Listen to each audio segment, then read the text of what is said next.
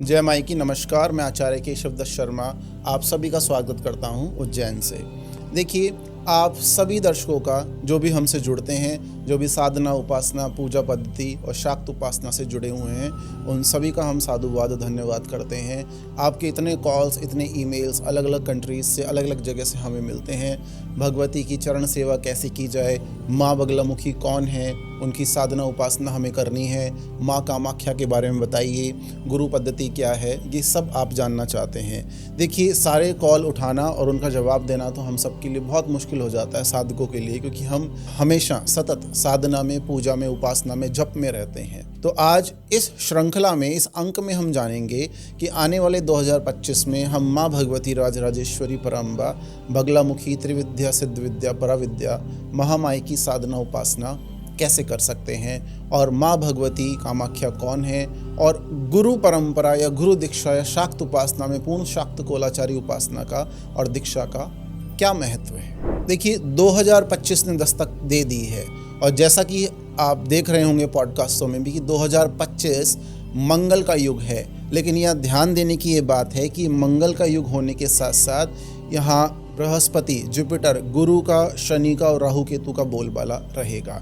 आप इस वीडियो के माध्यम से 2025 को प्लान कर सकते हैं। कैसे प्लान कर सकते हैं? देखिए, 2025 में सबसे पहले गुरु का गोचर आप ध्यान रखिए। बृहस्पति सबसे अति विशिष्ट कारक होकर, अतिचारी होकर भ्रमण करेंगे। बृहस्पति बहुत बड़े प्लैनेट हैं, पीत वर्ण के प्लैनेट हैं, और ये विष्णु से संबंधित भी है, माँ भगवती राजराजेश्वरी बगलामुखी से भी संबंधित है।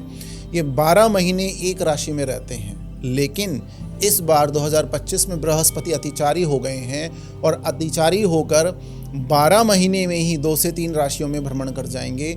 ये सबसे पहले अगले वर्ष 2025 में अप्रैल मई में सबसे पहले मिथुन राशि में प्रवेश करेंगे, और बहुत तीव्र गति से 3 से 4 महीने के अंदर ही अगली राशि कर्क राशि में पहुंच जाएंगे। वहां रहेंगे, वक्री होंगे, वापस मिथुन राशि में आएंगे।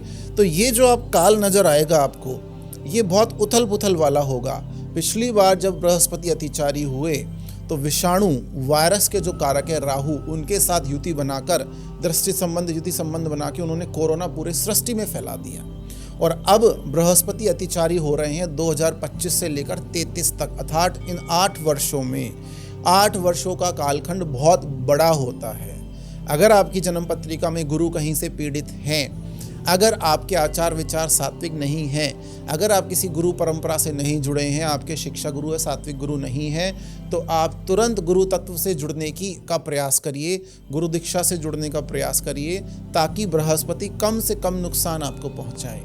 देखिए, दूसरा, बृहस्पति को बोला जाता है वृहदपति, देवगुरु। ये पूरी पृथ्वी सृष्टि के मालिक हैं, इस धरातल के मालिक भी कहे गए हैं, और ये वित्त के कारक हैं, गृहस्थी के कारक हैं, संतान के कारक हैं, धन के कारक, ज्ञान के कारक और वित्त के कारक कहे गए हैं। तो इसीलिए शेयर मार्केट में आपको उथल पुथल देखने को जबरदस्त मिलेगी। प्रॉक्सी वॉर अब रियल वॉर में कन्वर्ट हो जाएगी। जैसे आप देखते हैं, इजराइल ईरान का वॉर है, लेबनान के साथ चल रहा है, काफ़ी सारे युद्ध अलग अलग फलकों पे, अलग अलग ध्रुवों पे चल रहे हैं। दूसरा, जितने भी नेता, राजनेता हैं, उनको अपने पद को बचाने की चेष्टा करनी पड़ेगी। महामारी का जो अंत हो गया था, ऐसी कोई महामारी दोबारा शुरू हो सकती है, और प्राकृतिक आपदाएं आ सकती हैं, जो अभी तक आप हॉलीवुड मूवीज़ में देखते रहे हैं और जिनको देख के आपको बहुत कौतूहल होता था, एंटरटेनमेंट होता था। हमारी जलवायु में बहुत ज़बरदस्त परिवर्तन होगा इन 8 वर्षों में, और हमें अपने जीवन को उसी हिसाब से व्यवस्थित करना पड़ेगा। शनि का गोचर आप देखिए और राहु का गोचर देखिए। शनि कुंभ से निकल के मीन में आ जाएंगे, अप्रैल मई में मीन राशि में प्रवेश कर जाएंगे, और मीन राशि में प्रवेश करने के बाद कन्या राशि पर इनकी पूर्ण दृष्टि रहेगी। तो कन्या राशि वालों को ढैया 7.5 ना होने के बाद भी सावधान रहने की आवश्यकता है। दूसरा, सिंह राशि। देखिए, अभी तक जो शनि की ढैया है वो चल रही है कर्क राशि नंबर 4 पे, और अब आ जाएगी नंबर 5 सिंह राशि पे। इसी तरह से चल रही है नंबर 8 वृश्चिक राशि पे, और वो आ जाएगी नंबर 9 धनु राशि पे। तो कर्क और वृश्चिक से हटके शनि की ढैया आ जाएगी सिंह पे और धनु पे, नंबर 5, नंबर 9। तो ये आपको जरूर ध्यान देना है। सिंह राशि वालों को बहुत सलीके से, ईमानदारी से, चरित्रवान बन के अपने जीवन को चलाना है। और इसके साथ साथ दूसरी राशि धनु राशि को भी ध्यान देना है। अब धनु राशि को ध्यान देना है कि वो ईमानदारी से अपने जीवन को चलाएं।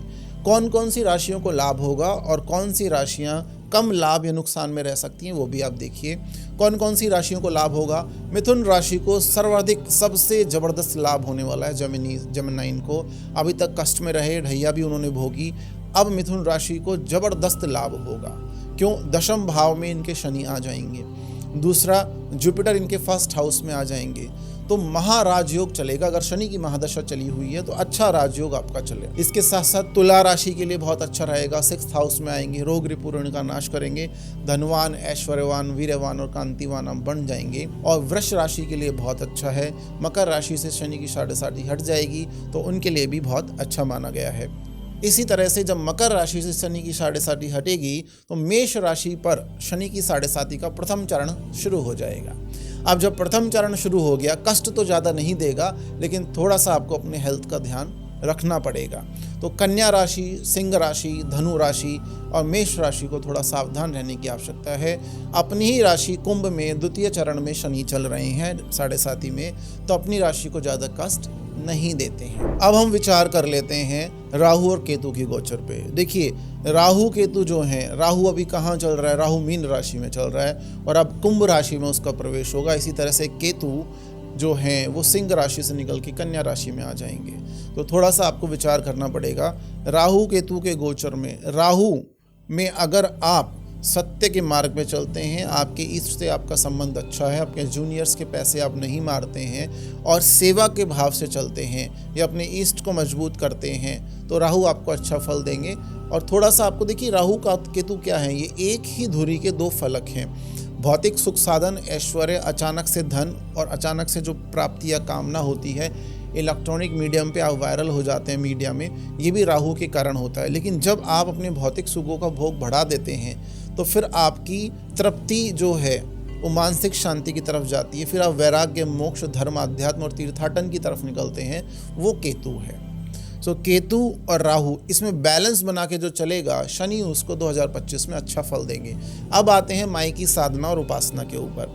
देखिए 2025 में अगर आप हनुमान जी या पंचमुखी हनुमान के साधक हैं या रहेंगे, या फिर श्री बगलामुखी राजराजेश्वरी त्रिविद्या सिद्धिविद्या पराविद्या माँ पीताम्बरा महामाई की साधना उपासना करते हैं, तो आप राजयोग को भी प्राप्त कर सकते हैं 2025 में। मैंने पहले पॉडकास्ट में भी आपको बताया था। क्यों? देखिए माँ भगवती की जितनी भी शाक्त उपासनाएं, शक्ति की साधनाएं हैं, सबसे पहले तो वो राजयोगकारी साधनाएं हैं। दूसरा, यहाँ गुरु दीक्षा का महत्व है। देखिए ये वैष्णव साधनाएं नहीं हैं, ये दक्षिण मार्ग, वाम मार्ग, कपालिक मार्ग, अलग अलग मार्ग जो हैं, इनमें शाक्त उपासना में, शक्ति की साधना में पूर्ण शाक्त कोलाचारी उपासक या दक्षिण मार्गी, वाम मार्गी उपासक आपके गुरु, सदगुरु, शिक्षा गुरु, गुरु मध्यस्थ हो, ये अत्यंत आवश्यक है। तभी आप दीक्षा ग्रहण करके मंत्र जप कर सकते हैं। आपको मैं दोबारा बता देता हूँ, हमारे पास काफ़ी सारे ऐसे लोगों के फ़ोन आते हैं जिनको बहुत कॉन्सिक्वेंसेस हुए हैं बिना दीक्षा के। अगर आपके पास गुरु की उचित दीक्षा नहीं है, किसी भी गुरु की दीक्षा नहीं चलेगी। शक्ति का उपासक शक्ति की दीक्षा देगा। बिना दीक्षा के आप माई के नया हवन कर सकते हैं, नया मंत्र जप कर सकते हैं, क्योंकि गुरु आपको बताएंगे कि संकल्प कैसे लिया जाता है, विनियोग न्यास क्या है, हृदय न्यास, ऋषि न्यास का न्यास क्या होते हैं, ठीक है, और कीलक क्या होता है। भगवान शंकर ने, जब आप कोल कल्पतरु पढ़ेंगे ग्रंथ, तो उसमें आप पाएंगे कि भगवान शंकर ने सारे मंत्रों को शापित किया, तांत्रिक मंत्रों को, ताकि कोई उनका दुरुपयोग ना कर सके। तो गुरु आपको उस ताले की चाबी देते हैं। गुरु उस मंत्र का विमलीकरण करते हैं, अर्थात उसको उजागर करते हैं, उसको शाप मुक्त करते हैं, शापोद्वार से मुक्त करते हैं। तो गुरु का होना, पूर्ण शाक्त कोलाचारी उपासक गुरु का होना भगवती की साधनाओं में अत्यंत आवश्यक है। बिना गुरु के आसन और माला पर बैठकर, बिना कवच के, बिना गुरु दीक्षा के, अगर आप एकाक्षरी मंत्र का भी जप करते हैं, कामाख्या का एकाक्षरी मंत्र है क्लीम, अगर उसका भी जप करते हैं तो आपको शॉर्ट टर्म में बेनिफिट हो सकते हैं, लेकिन लॉन्ग टर्म में आपको बहुत हानि होगी। तो माँ भगवती राजराजेश्वरी पीताम्बरा महामाई, माँ बगलामुखी के मंत्रों का, चाहे वो एकाक्षरी मंत्र हो, चतुराक्षरी मंत्र हो, अष्टाक्षरी मंत्र हो, भक्त मंदार विद्या हो, 36 मंत्र हो, किसी भी मंत्र को आप बिना गुरु दीक्षा के ना जपे। अगर आपके पास दीक्षा नहीं है तो आप 40 जपने के अधिकारी हैं। आप अष्टोत्तर शतनाम स्तोत्र जो भगवती के 108 नाम है उनको आप जप सकते हैं। देखिए, मंत्र भगवती की सेना है और भगवती की जो सेना है, सृष्टि की जितनी जीवों की जनसंख्या है, जीव मतलब आप और हम जीव नहीं है, केवल जीव असंख्य असंख्य जीव है जो हमें दिखाई भी नहीं देते। तो जितने जीव हैं उनसे 7 गुना ज़्यादा भगवती की सेना है। आप देखिए, माँ आदि भवानी पराशक्ति ललिता परमेश्वरी कामाख्या का स्वरूप ही आप देखिए कैसा है। भगवान शंकर शवरूप में लेट गए, उनका सिंहासन बन के ब्रह्मा और विष्णु जी जो हैं वो उनकी सेवा कर रहे हैं, इंद्रादि देवता वहाँ खड़े हुए हैं उनकी सेवा में। तो इनसे बड़ी तो कोई शक्ति नहीं है, इनके नीचे नीचे सब है, इनसे ऊपर कोई नहीं। तो इसीलिए आप दीक्षित होकर साधना जप पूजा पाठ उपासना करें। क्यों? क्योंकि जब आप बिना दीक्षा के मंत्र जप करेंगे तो योगिनियाँ आपको परेशान करेंगी, आपका स्वास्थ्य खराब हो सकता है, आपको बीमारियां घेर सकती हैं, आप पर प्रहार हो सकता है और आपका धन नष्ट हो सकता है या परिवार पे समस्या आ सकती है। तो हमारा ये अनुरोध है आप सबसे, आप उचित शाक्त कोलाचार्य उपासक या उचित शाक्त सात्विक दक्षिण मार्गी उपासक के पास जाके दीक्षा ग्रहण करें और दीक्षा के बाद आपका शक्ति अभिषेक होता है। उसके बाद आप जब साधना पूजा पाठ हवन उपासना कर सकते हैं। अब माँ भगवती को कैसे प्रसन्न किया जाए? देखिए, माँ बगलामुखी राजराजेश्वरी को 2025 में अगर आप प्रसन्न करना चाहते हैं तो सबसे पहले रुद्रयामल तंत्र जो ग्रंथ है या विष्णुयामल तंत्र जो ग्रंथ है उसमें से बगला अष्टोत्तर शतनाम स्तोत्र लें और 1100 पाठ संपन्न कर दें। चाहे 1 महीने में करें, 2 महीने में करें, डेली आप 10 पाठ करते हैं, 5 पाठ करते हैं, इस तरह से 1 महीने, 3 महीने, 5 महीने में शुरू करें। रुद्रयामल तंत्र में से जो बगला अष्टोत्तर शतनाम स्तोत्र है वो आप इंटरनेट पे उपलब्ध कहीं से भी ले सकते हैं। वो इस तरह से शुरू होता है, 2 लाइनें मैं आपको बता देता हूँ। ब्रह्मास्त्र रूपिणी देवी माता श्री बगलामुखी शक्ति ज्ञान रूपाचा ब्रह्मानंद प्रदायिनी। अगर आप विदेशों में रहते हैं, हिंदी नहीं जानते हैं, संस्कृत नहीं जानते हैं तो आपको सुन भी सकते हैं उसको आप हमारे YouTube चैनल पे एस्ट्रो केशव पंडित पे आइए, वहाँ पे इसका ऑडियो लिंक है, उस ऑडियो को आप सुनिए। उस ऑडियो को सुनने मात्र से आपके कष्टों का निवारण होगा।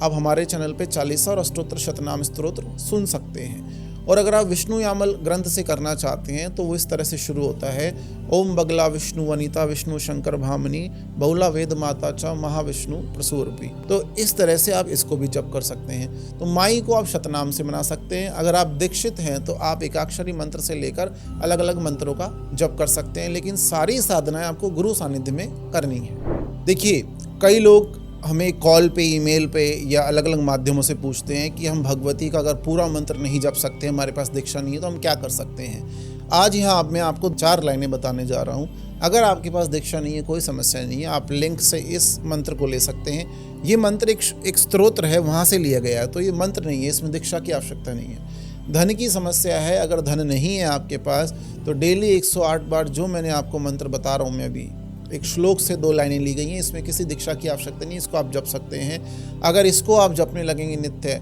41 दिन के अंदर आपके पास बहुत धन होगा। लोग हमसे बोलते हैं कि आचार्य जी आप करोड़पति बनने के बहुत नुस्खे बताते हो, क्या आप करोड़पति बन चुके हो? देखिए, अगर धन से ही करोड़पति व्यक्ति होता है तो हाँ, वो तो हम बन चुके हैं, ठीक है, लेकिन धन से ही व्यक्ति करोड़पति नहीं होता।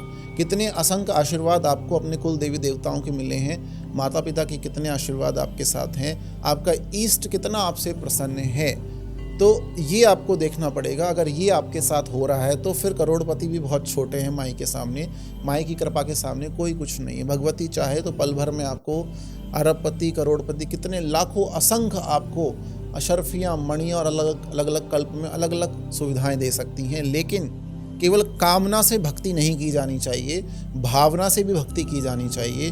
कामनाएं तो पराअंबा महामाया वैसे ही पूरी कर देती है, तो आपको भाव के साथ हमेशा सिद्धियों के चक्कर में ना पड़ते हुए माई के सामने केवल उनकी चरण वंदना करके उनके चरणों की प्राप्ति की कृपा मांगनी चाहिए, उनकी चरणों की कृपा मांगनी चाहिए, ताकि उन्हें आपको भगवती का संपूर्ण आशीर्वाद प्राप्त हो। सिद्धि तो भगवती की दासियां हैं, लिखा गया शास्त्र में सिद्धि परिचारिका अस्ति, सिद्धि तो दासियां हैं। तो आप दासियों के पीछे भागेंगे, माई के चरणों के पीछे भागेंगे, ये आपको सोचना पड़ेगा। धन प्राप्ति के लिए आप नित्य सुबह शाम जितनी भी आप चैंट कर सकें आप कर सकते हैं। मंत्र है धनादक्षा धनेशी च धर्मदा धंदा धना चंड दर्प हरिदेवी शुंभासुर निवारणी।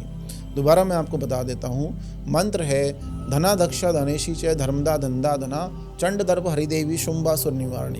ये बगला स्तोत्र शतनाम स्तोत्र की 2 लाइनें हैं। इसमें आपको दीक्षा की आवश्यकता नहीं है। आप इंडिया में बैठे हैं, चाहे मॉरिशस में बैठे हैं, लग्जमबर्ग में बैठे हैं, नॉर्वे में, डेनमार्क में, ऑस्ट्रेलिया में, कहीं भी आप बैठे हैं, आप इस मंत्र को जप सकते हैं। आप पर कृपा होगी और चारों दिशाओं से आपको धन की प्राप्ति होगी। अगर शत्रु आपको परेशान कर रहे हैं, आकर्षण बढ़ाना है आपको, और आपको धन के साथ साथ संपूर्ण कृपा माई की चाहिए कि आप जिस भी काम में हाथ डालें वो चले, आपकी जय जयकार हो, तो आप माई की एनर्जी से कनेक्ट हो सकते हैं। और उसके लिए आपको क्या बोलना है, क्या पढ़ना है, वो सुन लीजिए। गंभीराम च मदोन्मत्ताम स्वर्ण कांति समप्रभम चतुर्भुजाम त्रिनेत्राम च कमलासन संस्थिताम। ये बगलामुखी ब्रह्मास्त्र स्तोत्र की 2 लाइनें हैं। इसमें भी आपको दीक्षा की आवश्यकता नहीं है, बिना दीक्षा के भी आप कर सकते हैं, क्योंकि मंत्र नहीं है, श्लोक है। गंभीराम च मदोन्मत्ताम स्वर्ण कांति समप्रभम चतुर्भुजाम त्रिनेत्राम च कमलासन संस्थिताम। अब 2025 में अगर हनुमान जी की पूजा साधना उपासना आप करते हैं तो हनुमान जी महाराज आपको अष्ट सिद्धि नवनिधि दे देंगे। वो शनि की ढैया 7.5 से भी आपको बचा लेंगे। अगर आपको ढैया 7.5 से बचना है, धन की प्राप्ति चाहिए, आपको चाहिए कि हनुमान जी महाराज की संपूर्ण कृपा आपको मिले, आप किसी नजर दोष या तंत्र से बचे रहें, तो आपको बस ये 4-5 लाइनें जो मैं आपको बता रहा हूँ, ये आप बोलेंगे तो भी आपके ऊपर कृपा हो जाएगी। हिंदी में भी बोल सकते हैं। देखिए, जिस क्षेत्र से हम आते हैं, ठीक है, उज्जैन में तो भगवती का मंदिर है, कामाख्या गुवाहाटी में, लेकिन जो हमारा जन्म स्थान है राजस्थान में, मेहंदीपुर बालाजी के आसपास, वहाँ पर एक बहुत बड़े मेहंदीपुर बालाजी के साधक नहीं, हमें बहुत बुजुर्ग थे, अब तो गुजर गए हैं, ब्रह्मलीन हो गए, उन्होंने हमें बताया था कि इस तरह से हनुमान जी का नाम लेने से आपके ऊपर ज़बरदस्त 24-24 घंटे में ही कृपा हो जाती है। आपको क्या बोलना है? हे अतुलित बलधामा, हे सुमेर शरीर वाले, सुमेरु पर्वत है, हे अतुलित बलधामा, हे सुमेरु शरीर वाले, हे आंजनेय, हे पवन पुत्र, हे राम सीता प्रिय, हे रुद्रावतार, हे अष्ट सिद्धि नवनिधि के दाता, हे अतुलित बलधामा। दोबारा बोलना है, अतुलित बलधामा, हमारे ऊपर कृपा करें, कृपा करें, कृपा करें। ऐसा बोलने से हनुमान जी महाराज की संपूर्ण कृपा आपके ऊपर होगी। अगर आप मांगलिक हैं और किसी समस्या से गुजर रहे हैं, 2025 में शनि की ढैया 7.5 आपके ऊपर है, या कंटक शनि है, या कन्या राशि के हैं, या कोई भी शनि की समस्या से जूझ रहे हैं, तो ऐसा बोलकर एक बार हनुमान चालीसा पढ़ के हनुमान मंदिर में हनुमान जी को 2 मीठे पान चढ़ाएं। 2 मीठे पान हनुमान जी को चढ़ाएं आप, और प्रसाद चढ़ाने के बाद वो 1 मीठा पान ले आएं, उसे प्रसाद के स्वरूप में ग्रहण करें, तो आपको अत्यधिक लाभ होगा। अब मैं आपको 2025 के लिए कुछ उपाय बताने वाला हूँ। देखिए, अगर आपने सुना होगा, बहुत सारे स्विच वर्ड आजकल चल रहे हैं, विदेशी स्विच वर्ड, आप देसी स्विच वर्ड्स का यूज़ कीजिए।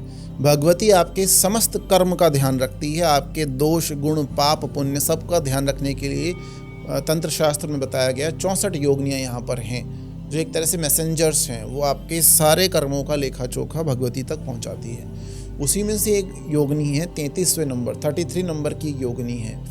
अगर आपको तंत्र ने घेर लिया है, नज़र दोष ने घेर लिया है, आप बीमारियों से ग्रसित हैं, आप पूर्ण सुरक्षा संपूर्ण रक्षा चाहते हैं, तो उस भगवती का 33वीं योगिनी भगवती का जो नाम है उसको बार बार रिपीट करने से आपको संपूर्ण कृपा, जल थल नभ में संपूर्ण सुरक्षा मिलेगी भगवती की। आप उस देवी का नाम कैसे रिपीट कर सकते हैं? करकरी करकरी करकरी करकरी, ये देवी का नाम है करकरी, 33वें नंबर की योगिनी है। करकरी करकरी करकरी करकरी, इसको बार बार रिपीट करिए, आपको संपूर्ण सुरक्षा मिलेगी और भय खत्म हो जाएगा। धन चाहिए, धन के स्त्रोत्र चाहिए, कुल देवी देवताओं की कृपा चाहिए, व्यापार में वृद्धि चाहिए, तो 7वें नंबर की योगिनी है शिवांकरी माता। इनका बहुत बड़ा मंदिर जालोर भीनमाल राजस्थान में भी है। शिवांकरी शिवांकरी शिवांकरी शिवांकरी शिवांकरी आप पढ़िए, रटिए, इससे भी आपको जबरदस्त धन और सुरक्षा की प्राप्ति होगी। तीसरा देसी स्विच वर्ड मैं आपको बताता हूँ। देखिए, अगर आपके ऊपर कोर्ट केस हो रहे हैं, अगर आपको कोई परेशान कर रहा है, अगर आपका धन अटक गया है, तो इन तीनों कंडीशनों में कोर्ट केस हो रहे हैं, कोई आपके साथ अन्याय कर रहा है, आपका कोई धन अटक गया है, कोई दे नहीं रहा है, तो एक स्विच वर्ड ऐसा है जिसको रटने से, वो देसी वर्ड है, उसका जप करने से, रटने से आपको जबरदस्त भगवान शंकर की कृपा प्राप्त होगी और वो स्विच वर्ड है पिनाका पिनाका पिनाका पिनाका पिनाका। ये भगवान शंकर का पंचवक्र शिव का धनुष है। ये आपने देखा होगा हमारे भारत सरकार के पास, मतलब हमारी आर्मी के पास, डिफेंस फोर्सेस के पास एक multi barrel rocket launcher system है जिसका नाम है पिनाका। आपने देखा होगा। तो ये इसी के नाम पे, भगवान शंकर के धनुष के नाम पे रखा गया है। तो अगर आप पढ़ते हैं पिनाका पिनाका पिनाका पिनाका तो आपकी रक्षा होने लग जाएगी। देखिए, आप में से काफ़ी लोगों ने हमें पूछा कि हम सात्विक साधनाएं करना चाहते हैं, लेकिन हमें तामसिक या राजसी साधना के बारे में बताइए क्या है। सबसे पहले मैं यहाँ पे एक कॉन्सेप्ट क्लियर कर देता हूँ। आप शक्तिपीठों पे जाना, ज्योतिर्लिंगों पे जाना शुरू करें, आप देवी की एनर्जी से कनेक्ट करें और उसके साथ ही आपको इस जीवन में आने का रहस्य पता लगेगा। देखिए, सबसे पहले हम माँ कामाख्या भगवती मंदिर की बात करते हैं। माँ कामाख्या शक्तिपीठ गुवाहाटी असम में जो है। माँ कामाख्या का नाम बचपन में हमने बिल्कुल नहीं सुना था। मैं अपनी यात्रा की बात कर रहा हूँ। लेकिन जब उनका बुलावा आया, पहला बुलावा आया, दूसरा, तीसरा, चौथा, पांचवा, छठा, सातवां, आठवां, 3 से 4 महीने में 8 यात्राएं, बड़ी सुंदर यात्राएं, बहुत अच्छी यात्राएं हमारी हुई। हमें गुरुओं का आशीर्वाद मिला और ज़बरदस्त माई की कृपा हमें प्राप्त हुई। तो अगर आप साधना के क्षेत्र में या तंत्र साधना के क्षेत्र में हैं, सात्विक या वाम मार्गी कोई भी क्षेत्र में हैं, भगवती कामाख्या ने आपको नहीं बुलाया। कई बार आपने देखा होगा कामाख्या जाने के लोगों के टिकट भी कैंसिल हो जाते हैं। हमारा भी एक बार कैंसिल हो गया था। तो भगवती कामाख्या ने अगर आपको नहीं बुलाया तो अभी आपकी साधना पे स्टैंप नहीं लगी है, आप चार्ज नहीं हुए। अगर माँ कामाख्या ने आपको बुलाया है, इसका मतलब ये है कि आप साधनाओं के शिखर पर पहुंच रहे हैं, चरम पे पहुंच रहे हैं, आप सही ट्रैक पे हैं, आपका ट्रैक ठीक है, जो ट्रैक इज़ परफेक्ट। ये आप देखिए। दूसरा, कुछ लोग बोलते हैं कि माँ कामाख्या मंदिर में बलि चढ़ती है। पहले आप बलि का विधान जानिए। बलि का विधान क्या है? देखिए, बलि का मतलब बलिदान है। जिस क्षेत्र में आप रहते हैं, जो भोजन आपके पास उपस्थित है, उसी क्षेत्र की सामग्री पहले माई को चढ़ा दी जाती थी। अब ये कामाख्या का क्षेत्र जो है, ये बंगाल का क्षेत्र है, गौड़ क्षेत्र है, इसको गौड़ बोलते हैं। और आपने देखा होगा कुछ लोगों का गोत्र भी होता है, गौड़, सारस्वत, ब्राह्मण, साउथ में बहुत मिलते हैं। ये सरस्वती नदी के आसपास रहने की वजह से कश्मीर में ये सारस्वत ब्राह्मण हुए, और जब ये गौड़ क्षेत्र में आए तब ये सारस्वत गौड़ ब्राह्मण हो गए, और साउथ इंडिया में बहुत ये मिलते हैं इस गोत्र के व्यक्ति। तो हमारा कहने का मतलब है, गौड़ क्षेत्र में मछली की प्रधानता थी। जब आप कामाख्या क्षेत्र में आते हैं, त्रिपुर क्षेत्र में आते हैं, काम क्षेत्र में आते हैं, यहाँ पे बलि की महत्ता थी क्योंकि यहाँ पशु जानवर ज़्यादा होते थे। जब आप साउथ में कांची क्षेत्र में जाते हैं तो त्रिपुर महासुंदरी की साधना वो सात्विक तरीके से होती है क्योंकि वहाँ पर बहुत भोजन उपलब्ध था। तो कहने का तात्पर्य है, बलि का मतलब केवल उस पशु बलि से नहीं है। बलि का मतलब जिस क्षेत्र में आप हैं, आपकी थाली में जो आपने परोसा वही भगवती को बलि स्वरूप या प्रसाद स्वरूप चढ़ाया जाता है। तो आप अपनी सात्विकता या दक्षिण मार्ग या तामसिक पद्धति से आप साधना करते हैं तो आपके गुरु ये आपको बताएंगे कि आपको सात्विक बलि देनी है या तामसिक बलि देनी है। गुरु आपके बताते हैं। गुरु होना अत्यंत आवश्यक है। वही आपको ये समझाएंगे कि आपको भगवती की साधना उपासना कैसे करनी है। देखिए, माँ कामाख्या की साधना करने से समस्त अभाव समाप्त हो जाते हैं। कामाख्या काम संपन्ने कामेश्वरी हर प्रिय काम नाम में देहि नित्यम महाकामेश्वरी नमस्तुते। इसका मतलब ये है कि जब भगवती कामाख्या को आप पूजेंगे, कामाख्या कौन है? ऐसी भगवती जो वर मुद्रा में हमेशा आपको वर देने के लिए तत्पर है। एक हाथ में त्रिशूल, दूसरे हाथ में वर मुद्रा। जब इनका तामसिक तांत्रिक रूप देखेंगे तो एक हाथ में मदिरा जो वारुणी है। मदिरा वारुणी का मतलब क्या है? आपको पता है, समुद्र मंथन जब हुआ था तो 14 रत्नों में वारुणी मदिरा भी निकली थी जो राक्षसों ने ग्रहण करी। 14 रत्न निकले थे। कौस्तुभ मणि निकली थी, कल्प वृक्ष निकला था, पारिजात निकला था, कामधेनु निकली थी, शरव अश्व निकला था, ऐरावत निकला था, लक्ष्मी जी निकली थी, हलाहल निकला, धन्वंतरी निकले, अमृत निकला और चंद्रमा भी वहाँ से उत्पन्न हुआ। तो जब ये 13 की 13 रत्न है तो वारुणी भी रत्नी है। जो भगवती ने अपने हाथ में मदिरा का पात्र धारण किया हुआ है वो सुरा, अमृत या वारुणी है। दूसरे हाथ में वो रति और कामदेव को विपरीत मुद्रा में लेके बैठी हुई हैं। तो ये योग और भोग का संपूर्ण प्रतीक है माँ कामाख्या। भगवती की साधना से, गुरु सानिध्य में माँ भगवती कामाख्या राजराजेश्वरी की साधना करने से आपके समस्त भोगों की तृप्ति हो जाती है।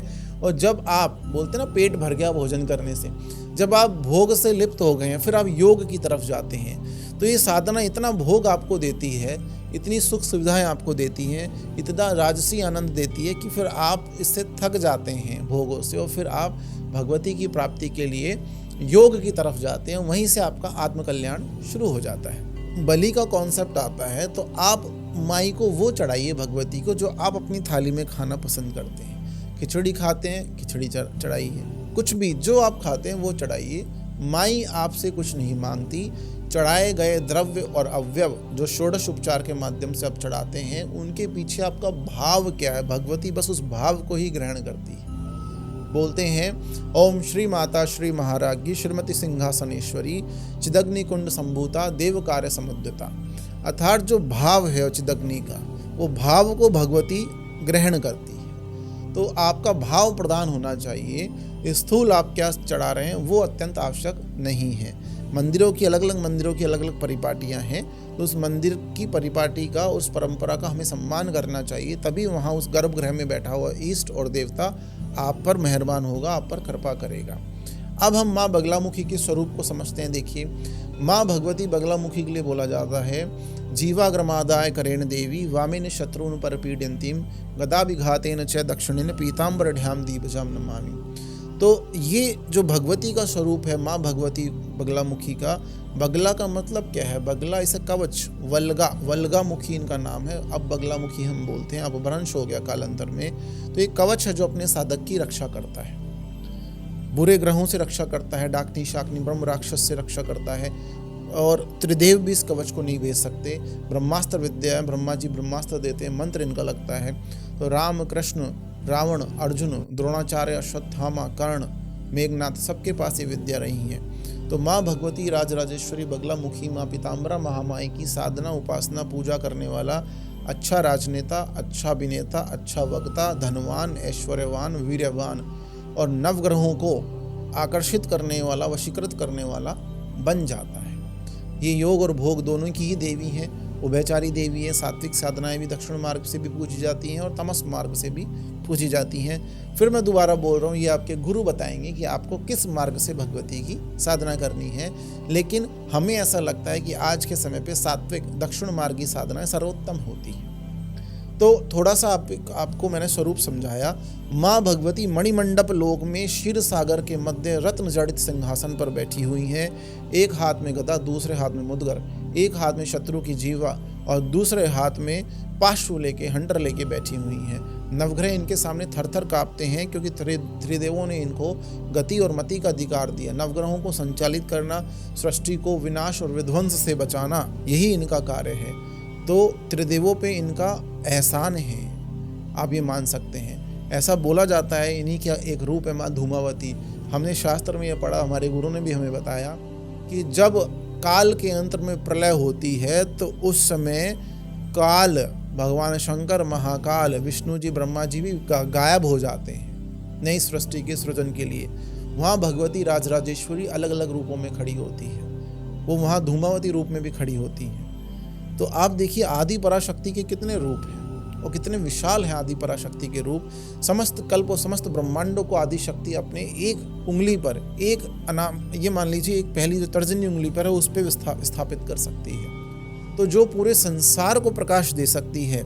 देखिए, हमारी भगवती राजराजेश्वरी कोई प्राकृतिक शक्ति नहीं है, ये बहुत बड़ी आदि महाशक्ति पराशक्ति, असंख्य सूर्य और चंद्रमाओं के समान चमत्कृत और समस्त सृष्टि का भरण पोषण करने वाली विशंबरा है। तो ये आपको क्या कुछ नहीं दे सकती, और ये केवल भाव की भूखी है। अगर भाव से आप, हमारे गुरु महाराज बोलते थे कि माई के चरण ऐसे पकड़ो कि माई खुद ना छुड़ा पाए।